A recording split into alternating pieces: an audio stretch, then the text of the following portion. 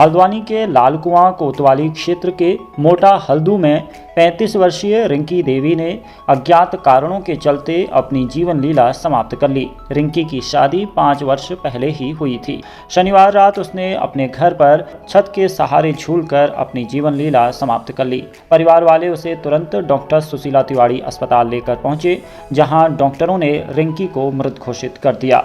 परिवार वालों के अनुसार रोटी बनाने से मना करने पर हुए विवाद के बाद महिला ने अपनी जीवन लीला समाप्त की है।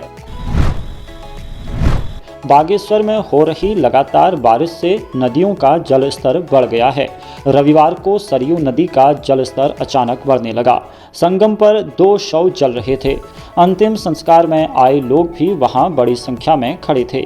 एकाएक नदी का जलस्तर बढ़ने लगा। शवों के बहने की संभावना तेज हो गई। अंतिम संस्कार में आए लोगों ने वहां से भागकर अपनी जान बचाई। उन्होंने शवदाह केंद्र पर पानी कम होने का इंतजार किया। हालांकि पानी का वेग कम होने से शव बहने से बच गए। बाबा नीम करौली बाबा के 61वें स्थापना दिवस के अवसर पर कैंची धाम में देश विदेश से श्रद्धालुओं का जन सैलाब उमड़ पड़ा। शनिवार से ही श्रद्धालु कैंची धाम पहुंचकर बाबा के दर्शन को कतार में खड़े होकर अपनी बारी का इंतजार करते रहे। वहीं रविवार सुबह 4:45 पर बाबा का भोग अर्पण कर मालपुए का प्रसाद वितरण शुरू हो गया। मेले की पूर्व संध्या पर ही 10,000 से अधिक भक्तों ने कैंची धाम में डेरा जमा लिया था। सुबह होते होते श्रद्धालुओं की संख्या में भारी इजाफा होने के साथ साथ प्रातः को करीब 2 किलोमीटर लंबी कतार लग गई। श्रद्धालुओं की सुविधा के लिए 600 शटल वाहन हल्द्वानी, भवाली, भीमताल व नैनीताल से कैंची धाम तक लगाए गए थे। कैंची धाम मेले के अवसर पर 1.25 लाख से अधिक श्रद्धालुओं ने कैंची धाम पहुंचकर बाबा नीम करौली महाराज का आशीर्वाद लिया। किच्छा में पेट दर्द से परेशान युवक की उपचार के बाद घर लौटने पर मौत हो गई। परिजनों ने झोला छाप डॉक्टर पर गलत इंजेक्शन देने का आरोप लगाया है। 32 वर्षीय महेश कश्यप पुत्र मंगल सिंह अपनी पत्नी ममता कश्यप और 2 वर्षीय बेटे के साथ किच्छा में रहता था। वो रुद्रपुर सिटकुल में नौकरी कर अपने परिवार का भरण पोषण कर रहा था।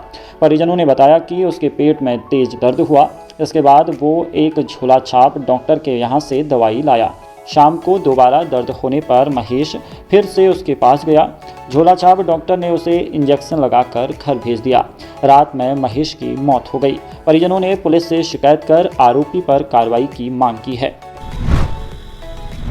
अल्मोड़ा आर्मी कैंट में खाली पड़े एक घर में चोरों ने सेंध लगाकर हजारों का सामान चोरी कर लिया। पुलिस ने आरोपी चोर को गिरफ्तार कर लिया है।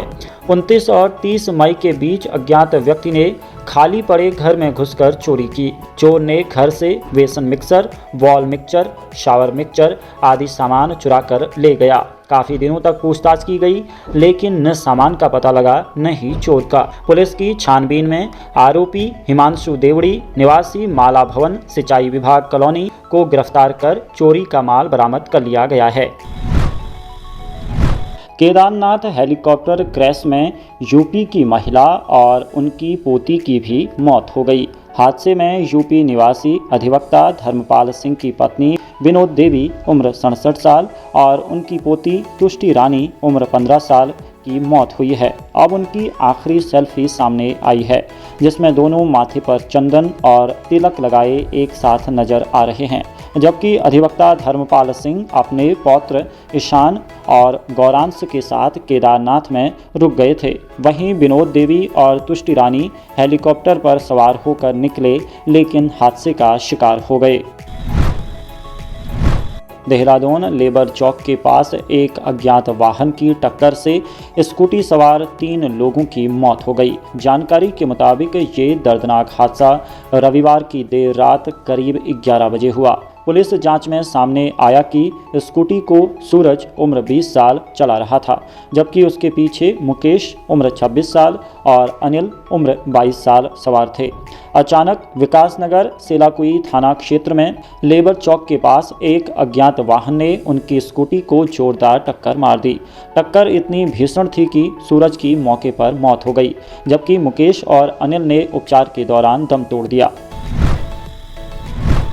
केदारनाथ में लगातार मूसलाधार बारिश के साथ ही जंगल चट्टी के पास एक छोटी नदी में अचानक से उफान आ गया। इसके चलते मलबा और चट्टान केदारनाथ के पैदल मार्ग के बीच गिर गई।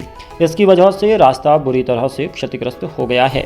लोगों की सुरक्षा और उन्हें कोई कठिनाई न हो, इसे देखते हुए सोनप्रयाग से केदारनाथ धाम जाने वाले रास्ते पर श्रद्धालुओं की यात्रा को अगले आदेश तक रोक दिया गया है।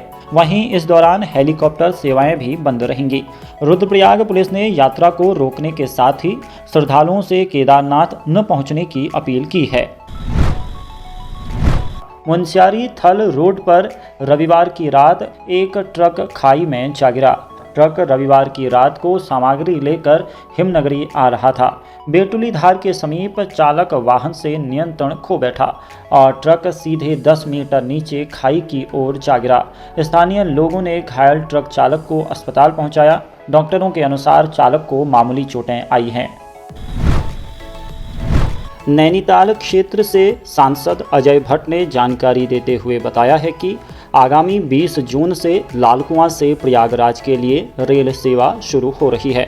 भट्ट ने कहा कि उत्तराखंड वासियों के लिए रेल सेवा की सौगात दिए जाने पर उन्होंने प्रधानमंत्री नरेंद्र मोदी और पुष्कर सिंह धामी का आभार जताया है। अजय भट्ट ने बताया कि आगामी 20 जून से लालकुआं और प्रयागराज के बीच नई साप्ताहिक ट्रेन का संचालन होगा, जो कि शुक्रवार को लालकुआं से प्रयागराज को रवाना होगी, जबकि प्रत्येक बृहस्पतिवार को प्रयागराज से लालकुआं ट्रेन आएगी। ये ट्रेन बरेली, कासगंज, फर्रुखाबाद, कानपुर होते हुए प्रयागराज पहुंचेगी। अल्मोड़ा के खोल्टा मोहल्ला निवासी रेखा जोशी जिला मुख्यालय के निकट राजकीय प्राथमिक विद्यालय तलाड़ में शिक्षिका थी। बीते शनिवार को विद्यालय से वापस लौटने के बाद अचानक उनका स्वास्थ्य बिगड़ा और उन्हें शनिवार रात बेस अस्पताल में भर्ती किया गया, जहां उनकी हालत में सुधार नहीं हुआ तो रविवार सुबह उन्हें सुशीला तिवारी अस्पताल हल्द्वानी ले गए, जहां उपचार के दौरान रविवार रात उन्होंने दम तोड़ दिया। वो अपने पीछे पति, 2 पुत्रों करण सागर व पार्थ सागर तथा ससुर कैलाश चंद जोशी समेत भरे पूरे परिवार को रोता बिलखता छोड़ गई हैं।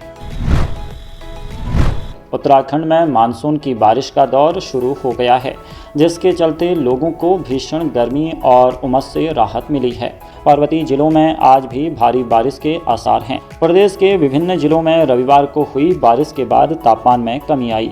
मौसम विभाग के अनुसार सोमवार को कुमाऊं रीजन के 3 जिलों में भारी बारिश के आसार हैं। मौसम विभाग ने नैनीताल, बागेश्वर और पिथौरागढ़ में भारी बारिश का ऑरेंज अलर्ट जारी किया है।